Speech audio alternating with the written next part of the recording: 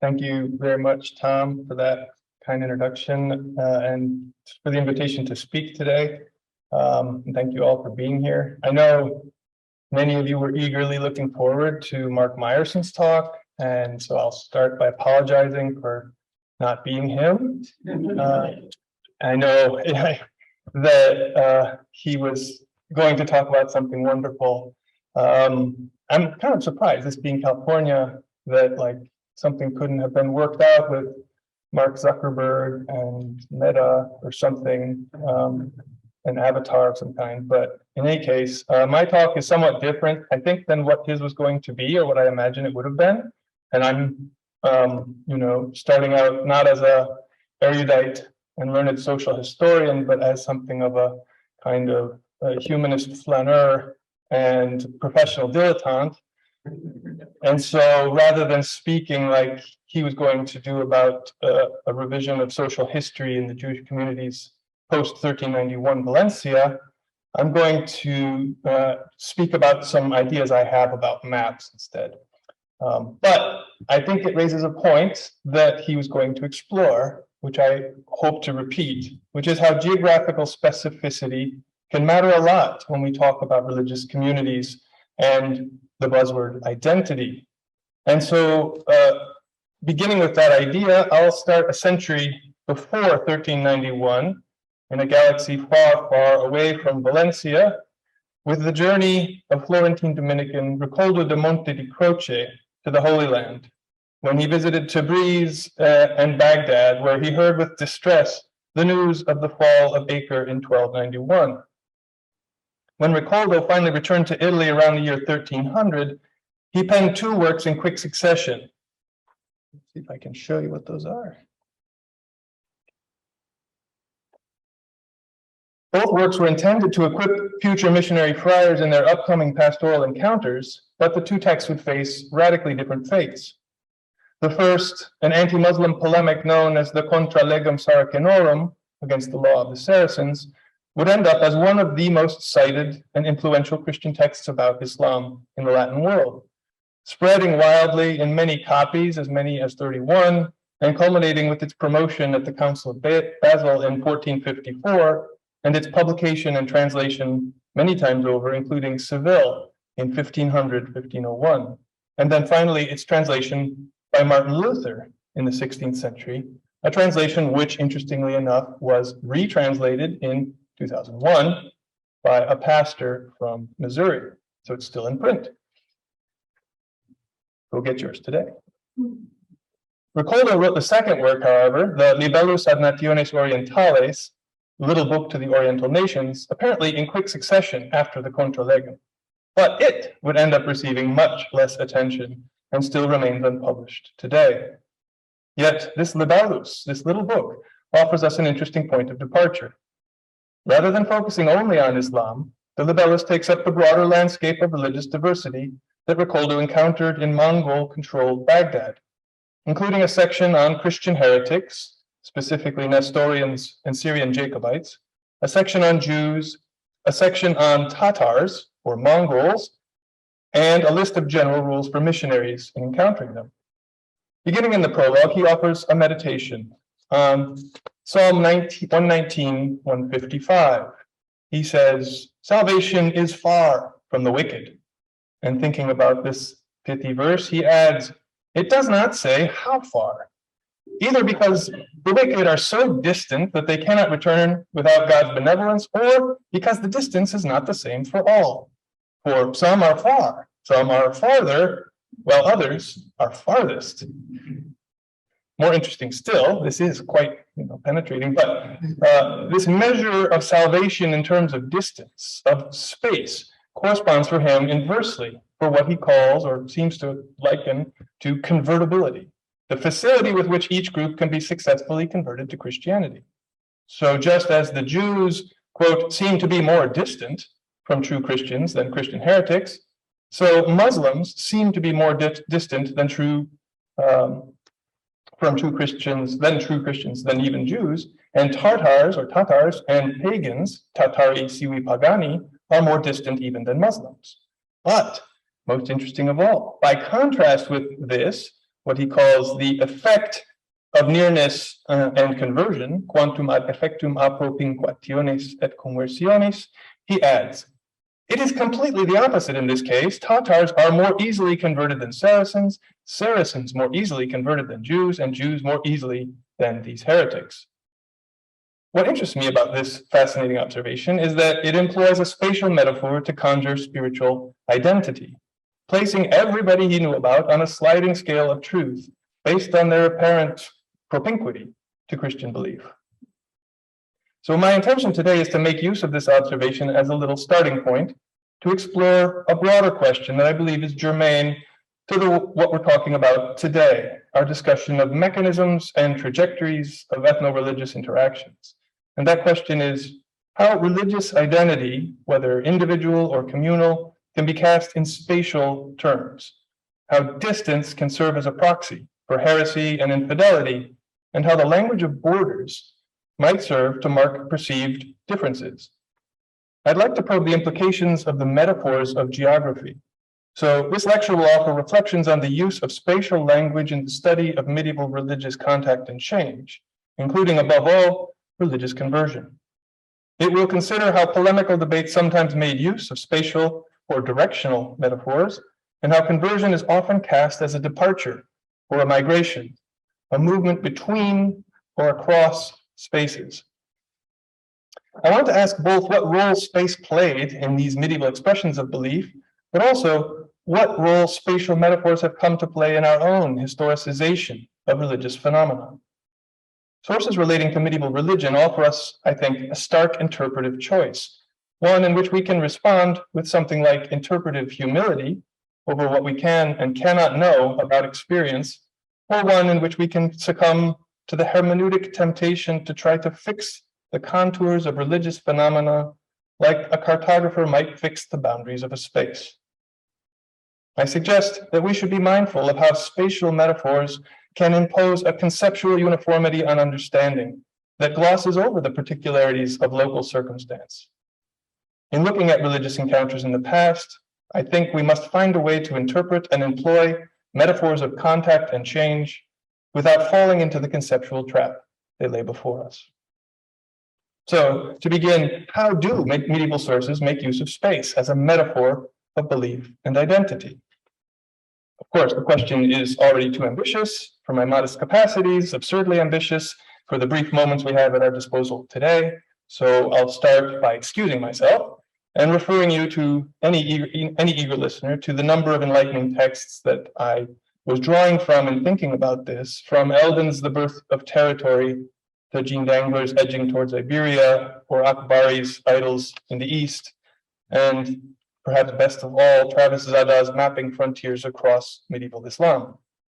But bibliography aside, since I started with Ricoldo, let me go back to him and note the revealing fact that in his claim that each group of heretics, Jews, Muslims, and Tatars, quote, seems to differ more from the last, magis videntar distare is the verb he uses. The verb distare has the meaning of both to be distant from and also to differ from. In this, Ricoldo's logic, Ricoldo's logic says that space is not an empirical quantity, but an index of something like mythical quality, and movement across this metaphorical space, closing the distance between true Christianity and its shades of otherness, is a form of spiritual transformation, or a kind of categorical travel. Michel Foucault, who obviously is no medievalist, but useful because he thinks a lot about space and actually called himself in some cases a cartographer, as well as a genealogist, calls medieval space, quote, a hierarchic ensemble of places sacred and profane, protected and exposed, urban and rural, super-celestial, as opposed to celestial, unquote. If we doubt his judgment or capacity to pronounce on the Middle Ages, let's recall the topography of Dante's Divine Comedy, the 9 cerchi of Inferno, or the 7 cornici of Purgatorio, or the 9 celi of Paradiso, all hierarchic ensembles par excellence. These are, in Bakhtin's words, chronotopes, manifestations of time in space, and the time here measured is that of conversion. the soul's journey from sin to salvation.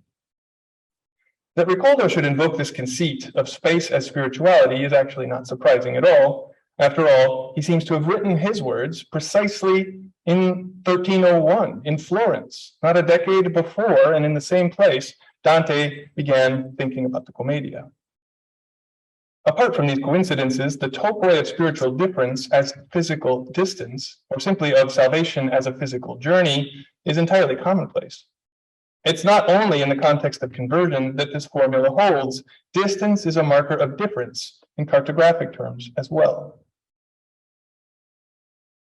Hic abundant leones, here lions abound, says the top edge, indicating east, of the 11th century Cotton MS Tiberius BV1, probably copied from a Roman model.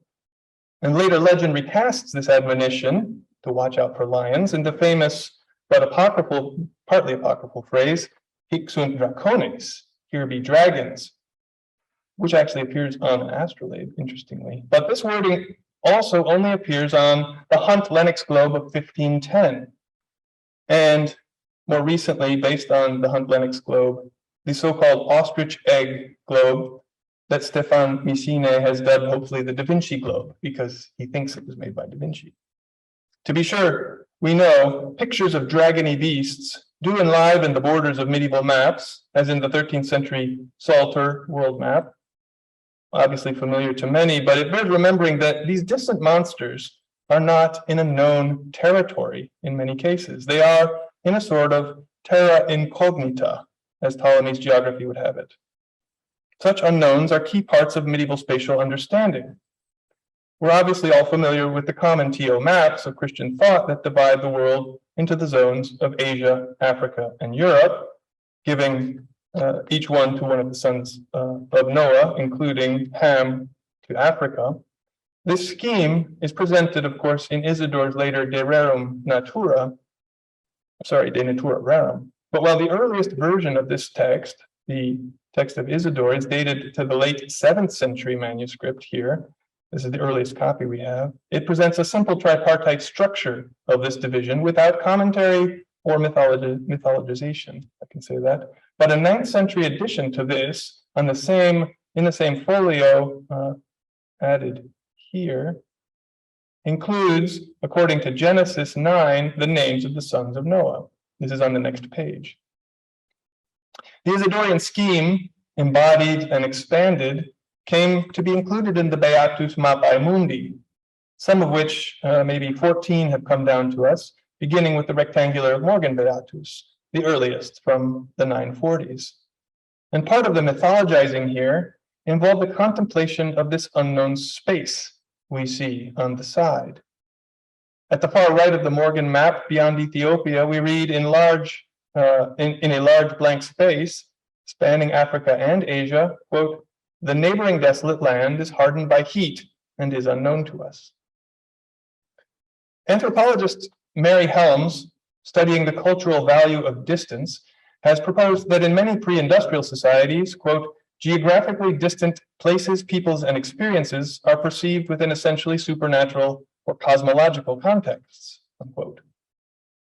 More recently, Adam Nobler has applied her insights to the Middle Ages, or tribe, and proposed that we use the term "the power of distance" in medieval sources to denote the effect of amplification of imagined military or political power corresponding to distance from the world's imagined spiritual centers.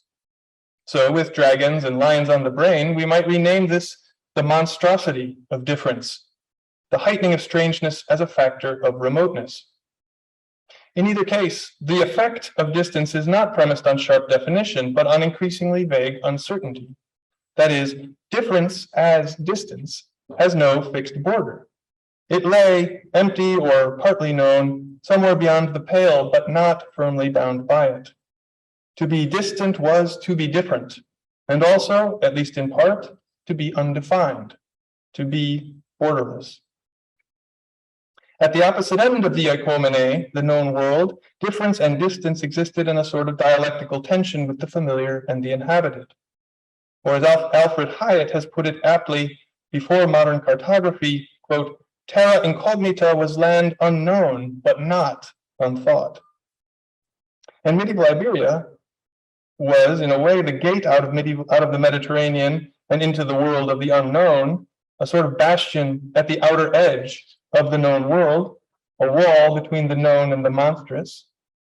The broader fact here is important to stress, though. Medieval cartographic borders, such as they were, may have signaled, say, differences of kinds, like differences in climate zones that we've referred to following Macrobius, or differences in lands and peoples, as we've started to refer to in the Catalan Atlas of 1375. This map synthesized legends from Marco Polo's Book of Marvels and Mandeville's Travels with already existing Mappae Mundi. We've seen these images already today. Likewise, the Hereford map of 1300, drawing from standard depictions of Pliny, Isidore, and others, depicts some 55 creatures, from the one-footed sciapods to the cyclops to the dog-headed cynocephali. But nevertheless, even as these maps sketch out such marvels, they did not exhaustively explain them. To be distant was always to be different, but perhaps counterintuitively, to be undefined and borderless, to be incognita. Numerous scholars have considered the history of concepts of territory and affirmed that borders in the modern geopolitical sense of universally recognized demarcation lines separating polities and their respective spheres of action and influence were essentially unknown in the Middle Ages, up to a point. As Ronnie Ellenblum states, quote, "The idea of political borders was very rare in the Middle Ages, and even if such lines did actually exist, they were of little importance," unquote. Ralph Brower affirms almost the exact same thing in almost the exact same words about the Islamic world. Peter Linehan notes that the essentially Iberian border concept of the broad and undefined frontier zone was characterized precisely by its vagueness, a no man's land, marking it as kind of a lawless society, quite different from any notion of a modern border as a line. Only a modern abstract notion of legal jurisdiction and rights or sovereign power can support abstract spatial representations of that power and of polity as defined like we see in modern border lines. As geographer Rhys Jones summarizes this, quote, "Before the modern era, there was not a systematic use of bounded territories to signify political claims," unquote. And none has analyzed the implications of this fact for Iberian history more thoroughly than our esteemed colleague, Teo Ruiz, who in From Heaven to Earth argues that, quote, "A theoretical formulation of sovereignty cannot be articulated without a grounding of this idea in an imagining or perception of the kingdom as a territorial entity with recognizable limits and boundaries," unquote. This solidifying of borders that came out of a sort of what he calls a new awareness of the measurableness of land coincided with the articulation of an abstract legal notion of sovereignty itself. The proliferation of plots, repartimientos, legal definitions emerged against this background that I've already sketched, of medieval cartography defined not by space understood with rational terms, but by theology and myth. The borders of the Catalan Atlas, or earlier Mappae Mundi, or any number of these contemporary Islamic maps like it, are not factitious in any political or social sense. They are semi-mythological, regions from the stage of salvation history, punctuated by token natural landmarks, but not defined by them. In this world, we know maps did not attempt to be spatially comprehensive. Of course, they depict a world made up of unknown spaces, beyond natural borders that could be fully known, but also marking out spaces that could not be known. And so borders come to define those spaces that are best known and embraced. The fortified city, the walled garden, the house of the faithful. The stark distinction between Dar al-Islam of the faithful and Dar al-Harb beyond is not physical, but conceptual. It too is a spiritual boundary. As Peter Sloterdijk notes in his very interesting trilogy, Spherology, Noah's Ark, as in this image from the Castilian Bible of Moses Aragel, represented a kind of walled city in the void of the sea, and was a primeval projection of the covenant God would establish with the Israelites, marking them and their land off as chosen, or as bordered, and certainly as known. Medieval borders, like city walls or the hulls of boats, separated the known from the unknown, the inland sea from the encircling ocean, order from chaos, or purity from impurity.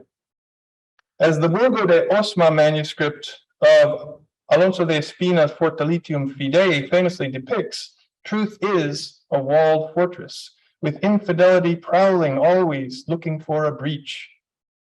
Before the fixing of space through conquest and contact, cartographic maps did not attempt to be spatially comprehensive or geographically mimetic, but instead conjured a world like this, in which the realms beyond natural borders could not be fully known. They were horrible and wonderful, wonders beyond the pillars of Hercules, or beyond the wall against Gog and Magog, or Yajuj wa Majuj. These things were by definition unknowable, and there always were more things in heaven and earth than were dreamt of in human medieval cartography. But, and I think here, Andrew's paper, as he noted, this ideal shifted quickly in the second half of the 15th century. And by the 16th century, with the famous map of Abraham Ortelius's Theatrum Orbis Terrarum of 1570, we notice something interesting. What had been terra incognita now appears, as it says in the bottom, terra australis nondum cognita, land not yet known.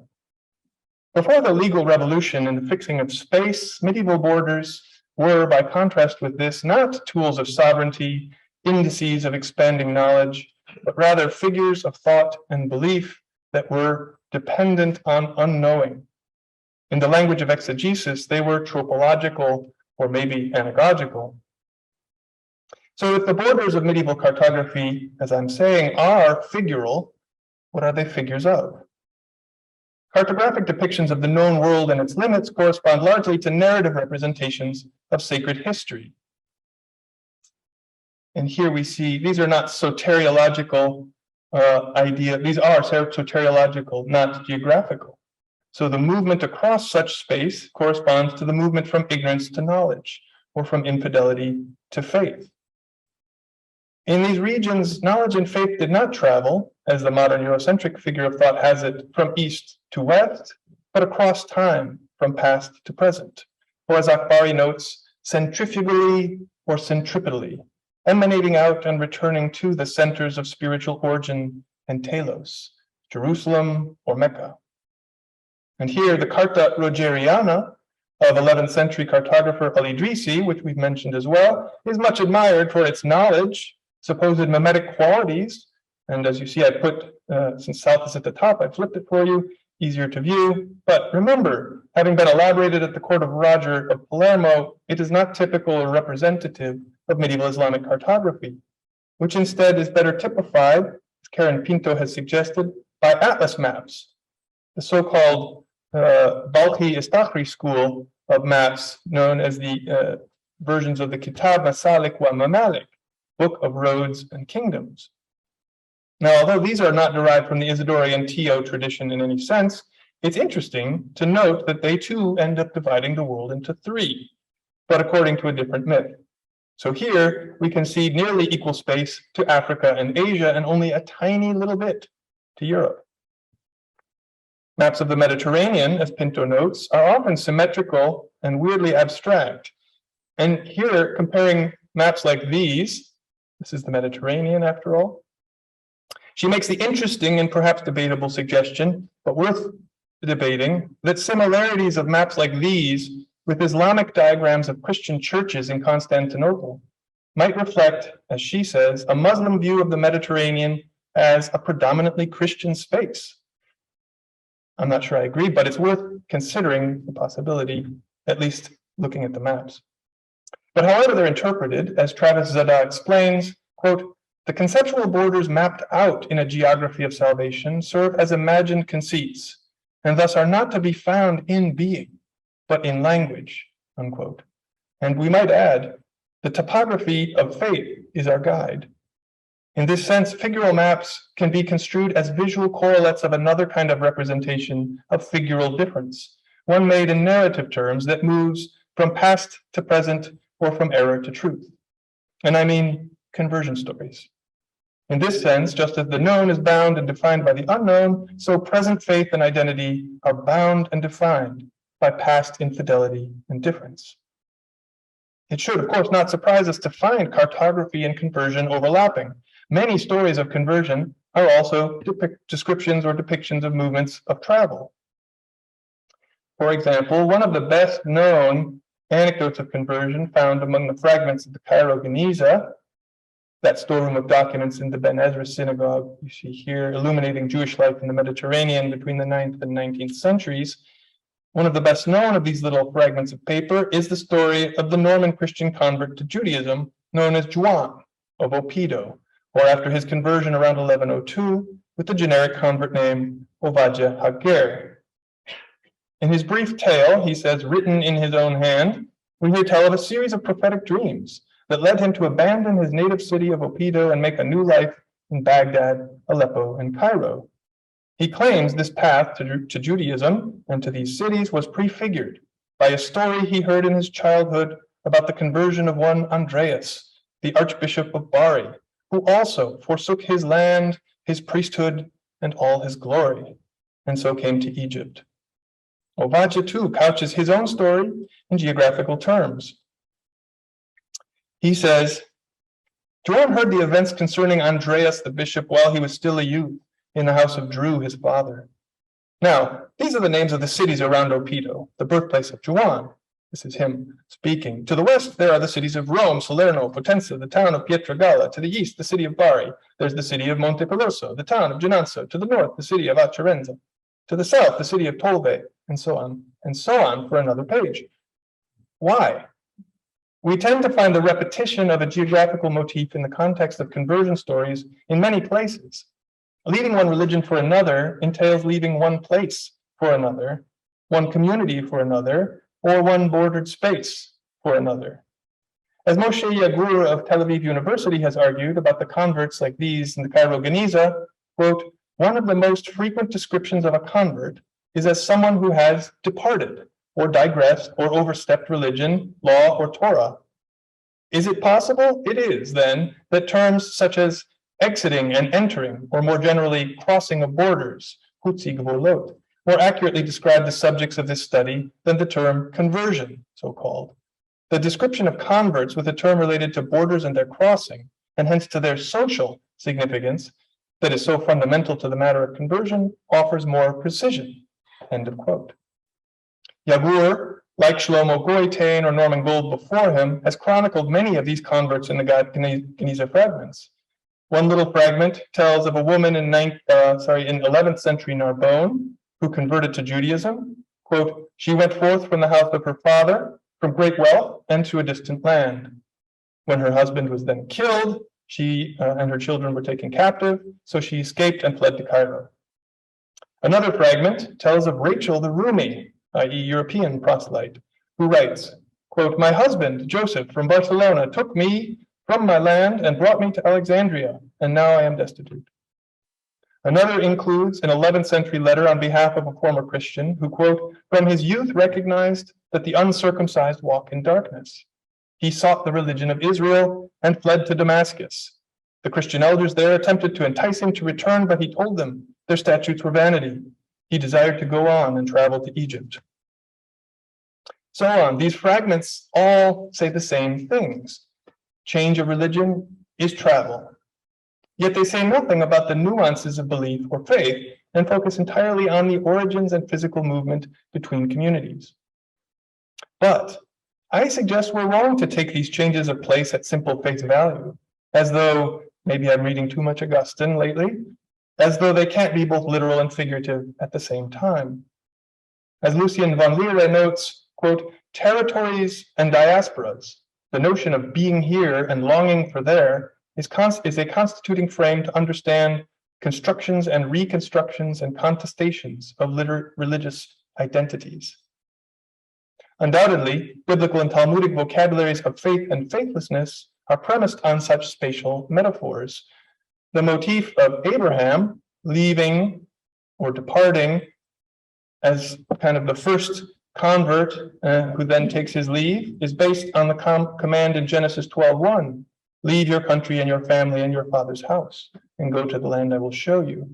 And early Christian writing obviously evokes Abraham's leave-taking as a kind of motif, as when Jesus says in Matthew 10:29, there's no one who's left his house or brothers or sisters or mother or father or children or lands for my sake or the gospel's who will not receive 100-fold back.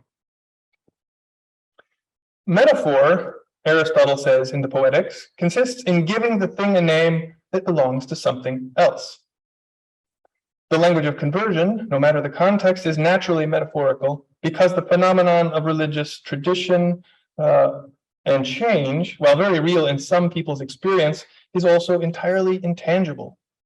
In scenes of conversion, abstract sense is rendered dynamic through physical metaphor, such as the crossing of distance, a movement that's both conceptual and physical at the same time. But consider for a moment the wealth of ways that conversion is described in the sources. It is physical, to turn or return, say shuv or tshuva in Hebrew, or epistrepho in Greek, or to cast off the cloak of falsehood, exuere pallium falsitatis, or denude oneself of the tunic of iniquity, nudare tunica iniquitatis, both in Petrus Alfonsi. Or it is to take refuge beneath God's wings, or in Arabic, to enter or exit religion, dakhala fi din, or kharaja anadin, or anadat, as in Samwal al-Maghribi or Judah Halevi, both. The mixed pedigree of Christian ideals of conversion as both a Hebrew motif of departure and return, but also a Greek motif of the mental turn to truth, produced a kind of interplay of motifs of conversion as tangible and intangible at the same time, as both physical and spiritual travel. And as classicist Miguel Herrero de Jauregui has argued, conversion is a spatial metaphor in which one must go from one place, that of error and evil, to another place, that of truth and virtue. This metaphor requires a definition of the point of departure, but also of arrival. So half a century after Ovadia, we hear abundant stories of travel. Herman Judah of Cologne said he traveled on business to Mainz, staying in a foreign house, leading him to convert. The Castilian Jew Abner, of whom I've written a lot, left his hometown of Burgos in 1320 to become Alfonso of Valladolid. New city, new name. And such motifs are found throughout the archive. In the chancery records of the Aca in Aragon, we read of Abner's contemporary Bernat Nadal. It says, let's see if I can get us there. Let's see. It says, it happened that the said Bernat was traveling in the region of Bougie and the Barbary coast, when, led by a diabolic spirit, he chose the sect of Muhammad, denying the name of the Lord. Similarly, 9th century Frankish convert Bodo journeyed to Al-Andalus to embrace Judaism, where he engaged in a vitriolic debate with Alvarez of Cordoba. Majorcan convert Anselm Turmeda journeyed to Tunis to profess Islam and take the name Abdallah al-Tarjuman. And these examples abound because, in a word, travel is transformation. As Maimonides wrote to the convert Obadiah, quote, because you have come under the wings of the Shekhinah, that is converted to Judaism, there is no difference now between you and us, something that Judah Halevi would dispute. The theme certainly appears in travel literature. Pero Tafur, in his Castilian travel narrative Andanzas y Viajes from 1454, describes meeting the chief interpreter of the Sultan of Cairo. He says, he was a man who was born in Seville and brought as a child to Jerusalem with his father, who was a Jew. And when his father died, he turned Moor. At first they called him Haim, and now they call him Saim. To read these accounts, we might try to combine Bruce Hindmarsh's suggestion that, quote, all narratives are, in one sense, conversion narratives, with Michel de Certeau's observation that every story is a travel story, a spatial practice. The metaphorical rendering of space and place in conversion literature employs what cognitive linguists George Lakoff and Mark Johnson have deemed a directionality metaphor. That is, the use of figurative language, an image of physical movement, to describe an intangible, non-physical change. They explain, We tend to structure the less concrete and inherently vaguer concepts, like the emotions, in terms of more concrete concepts, delineated in our movement and experience. The underlying argument here is known as epistemological embodied cognition. That is, that metaphors are not simply one aspect of human thought or expression, but are constitutive of expression. They are understanding.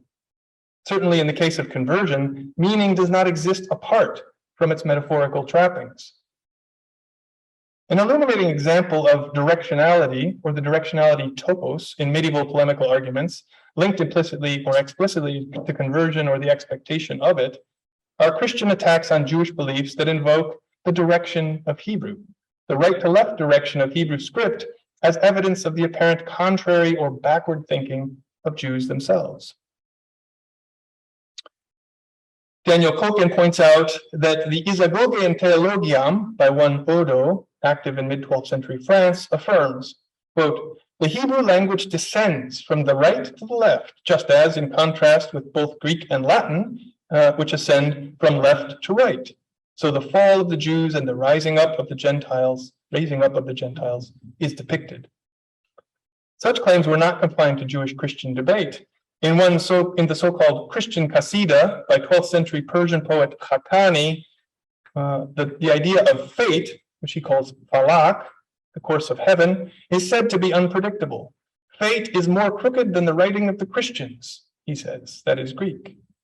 The Muslim poet then mocks the Christians, pretending to contemplate conversion to Christianity by proposing a change in his writing direction. He mocks, shall I prepare a Syriac commentary, written from right to left, on the Gospels, from left to right? But then he rejects the idea as changing course of his travels from the Qibla to Jerusalem. He says, I will use the dung of the ass of Jesus to staunch the wounds of the martyrs. I love that image. If crossing borders here represents transgression in medieval polemical and conversionary writing, it is quite the opposite in the value system of present-day cultural criticism. That is, border language is now everywhere among us in current scholarship, and certainly on religious studies, one does not have to look far for representative titles. Two well-known examples are Daniel Boyarin's Borderlines, The Partition of Judeo-Christianity, and Sharon Kinoshita's very fine book, Medieval Boundaries, Rethinking Difference in Old French Literature, both from 2006. But these are, as you see, the tip of the iceberg. There is beyond religious borders, interaction and intellectual exchange in the medieval Islamic world, or crossing religious borders, or again, crossing religious borders a few years later on a new topic, or the big winner, the pithy Crossing Borders, which is an amazingly popular title. A quick search turns up truly scores of articles and dozens of books with this phrase in the title, including at least 5 books called Crossing Borders about the Middle Ages in the last 15 years. So I think it's time to freshen it up a little. Now, I'm not calling the value or originality of any of this work into question, but something is trending here that I think we might try to make sense of. In particular, I find this regular use, and I actually don't exclude myself, I've done it, I continue to do it, of border language to discuss medieval religious culture and certainly religious change as prone to a presentist trap. I recognize some metaphor is needed here, and this one is very useful. It's heuristically useful, perhaps especially useful in the world of Iberia. But this metaphor of border crossing carries with it a host of conceptual dangers, certainly for the medievalist.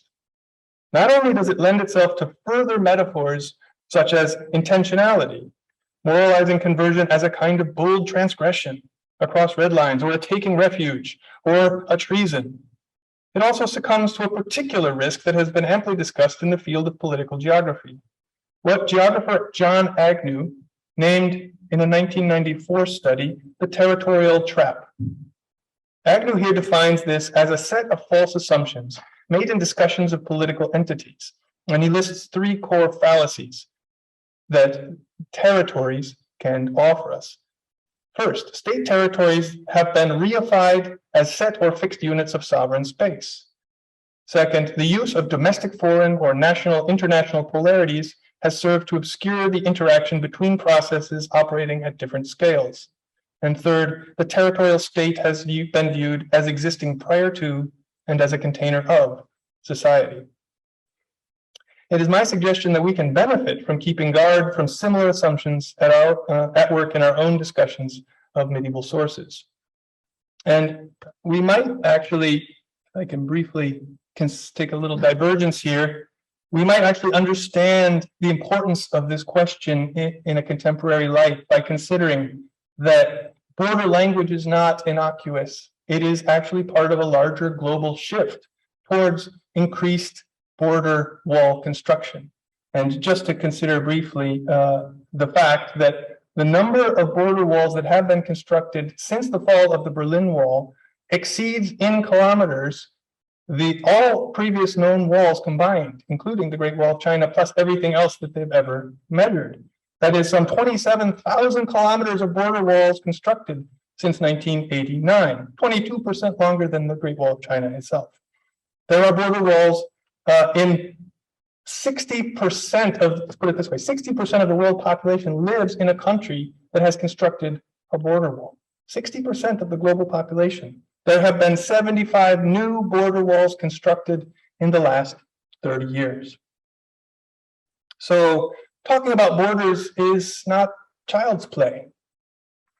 Swapping out our amorphous or vague notions of territory with equally vague, seemingly innocuous notions of identity, we might see that the potential of border metaphors, if not to kill us, it is to reify things as uniform and put space under sovereign control that cannot be changed or reconceived by any other rational model. We might consider that borders are thoroughly deadly. That is, here's just a few facts about the number of deaths recorded just since 2014 on known border spaces. So we should take borders seriously and not use them as a handy metaphor for what is actually an inappropriate idea or an inappropriate construction of what is a fuzzy idea. What we're doing is relying on binaries, in this case, inner, outer, confessional, ritual, individual, collective, belief, heresy, and so obscuring interaction between the porous and overlapping scales of action. And we tend to produce an unwanted hierarchy of meaning in this language in which some aspects of religious experience, like sincerity or authenticity, are taken as more meaningful than others, like, say, mimetic ritual action. In this understanding, the so-called sovereign self, like the territorial state, is seen as the primary vessel of religious meaning, the core site of conversion. Why should that be? In the political language of territory, the use of border language in religious studies can produce an artificial uniformity in which identities are assumed to be uniform across individual selves and homogeneous across religious communities. And in doing this, we historicize legal identities as if they were lived, effective identities. So one is either Jewish or Christian, all Muslim or not Muslim. And so any hybrid identity, such as the child of parents from different communities, or a believer who cherry picks her rituals, or simply isn't sure what she believes, these are treated as somehow anomalous and somehow more interesting, which is perverse. Border thinking produces black and white dichotomies that allow for no natural gray zone and assume total uniformity within any given so-called border. Such thinking operates like modern cartography to maximize knowledge, accounting for all known space and leaving no phenomena as terra incognita. And as Henk van Hettum has noted, if the territorial trap is operational in political geography, it is all the more so in the cartography of movement, especially cultural movement. And this is what he calls the migration map trap. In his view, our ubiquitous map arrows indicating spreads and conquests and migrations and flows are complicit in flattening historical processes, in homogenizing populations and, quote, translating ethnocentric worldviews onto political maps. And in a similar sense, cartographic metaphors can impose thoroughly presentist models of cultural change onto medieval scenes of contact, encounter, and change. And here, Jean Dangler, whom I mentioned before, offers us a valuable and welcome corrective in her emphasis on a network systems model of cultural and religious interaction.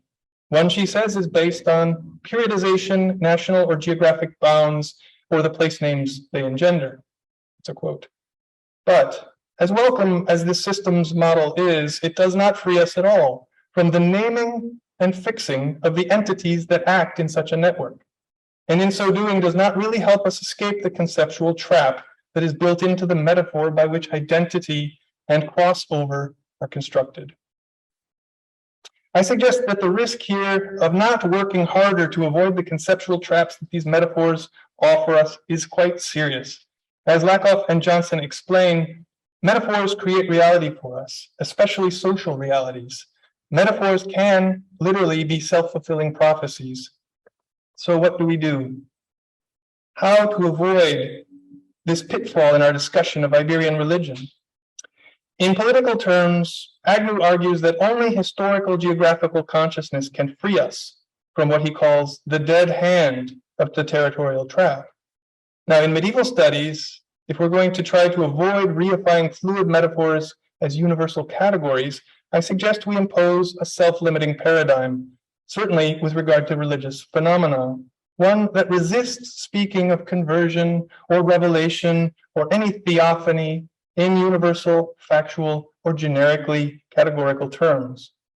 That is, historians should not attempt to analyze or write about conversion or any religious phenomena per se, but rather write about the discourses of conversion, and so treat them that way. Write about metaphors as such, and stop taking them as reality or indices of real things. So we can trace the protean ways that religious experience is constructed and imagined into texts and images, and refrain from imposing a larger transhistorical category or simply assuming implicitly that one exists. In this sense, this conclusion really just concurs with what others have said, such as David Abulafia's call to, quote, understand the medieval frontier using the political language of the time. But I suggest we extend it to other spheres, being mindful that border language is, as I've noted, not neutral. Recall Ricoldo's difference as distance metaphor. I think it's particularly inappropriate and distorting as a lens for religion, because to speak of Iberian religious communities as having borders and to cast contact and conversion or translation or exchange or anything like it as a border crossing imposes artificial uniformity on individuals and communities, and reduces the complexity of interactions to simple binary equations of change. The conceptual borders mapped out in the geography of salvation serve as imagined conceits, and thus are not found, as Zada says, in being, but in language. These discourses enveloping the construction and dissolution of such borders are circumscribed by an imperial logic of domination. Yet they also point to the subversive power of translation and slippage in communication as a kind of veil, as he notes, that conceals as much as it reveals. Ultimately, Zada says, frontiers are epistemic in nature. They are used in the production of meaning, in distinguishing alterity, but we should stop trying to understand them in physical terms. So navigating around such traps of thinking and approaching religious phenomena as culturally specific constructions of metaphor and language, as I suggested we do today, we can see historical distance as difference, but also, importantly, leave it alone, leave it as indistinct and partly undefined. This path, I suggest, allows us to interpret medieval categories and metaphors with something like empathy, and certainly something like humility, rather than through the imperious biases of our own modern mental geography. This path, perhaps, leads us back to a world in which terra incognita can still remain an inviolate marvel, a spur to the imagination and the spirit, an unfixed and partly unbounded locus of imagination beyond knowledge, one that intimates to us, in Travis Zada's words, the sublime design of difference itself. Thank you.